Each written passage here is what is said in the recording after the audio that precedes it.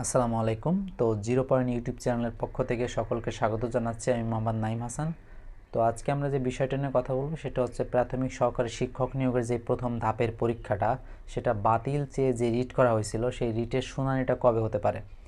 তো এই শুনানিটা কিন্তু হওয়ার কথা ছিল গত সপ্তাহে, এই সপ্তাহে যে রবিবার হওয়ার কথা ছিল, কিন্তু তৎক্ষণাৎ কিন্তু আসলে হাইকোর্টের যে অবকাশকালীন সময় ডিসেম্বর মাসের একদম শেষের দিকের, তো অবকাশকালীন সময় চলতেছে, তারপরে হাইকোর্টের ছুটি চলতেছে। তো 2 জানুয়ারি কিন্তু হাইকোর্ট ওপেন হবে।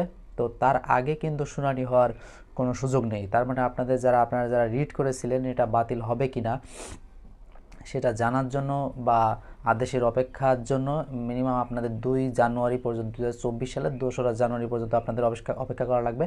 কারণ 2 জানুয়ারি পরে কিন্তু হাইকোর্ট আসলে আবার খুলবে। তো সেই হিসেবে দেখা যাচ্ছে এখন কিন্তু আপনাদের আদালতের সিদ্ধান্ত ছাড়া অন্য সিদ্ধান্ত যেই প্রাথমিক শিক্ষা অধিদপ্তর থেকে পাওয়ার কথা ছিল সেটা কিন্তু ওনারা জানিয়ে দিয়েছেন যে ওনারা কিন্তু কোনোভাবে স্থগিত করতে চাচ্ছে না। এখন যদি হাইকোর্টের মাধ্যমে সেটা স্থগিত করে আনা যায় সেটা ভিন্ন বিষয়। তো দেখা যাক আপনারা প্রথম ধাপের পরীক্ষা স্থগিত হবে কিনা, এটা আসলে যখন হাইকোর্ট আবার খুলবে তখন যে আদেশ দেয় সেটার উপর ডিপেন্ডেবল, বা সেটা বুঝে নিতে হবে যে হবে কি হবে না। সেক্ষেত্রে আপনাদের 2রা জানুয়ারি পর্যন্ত অপেক্ষা করা লাগবে।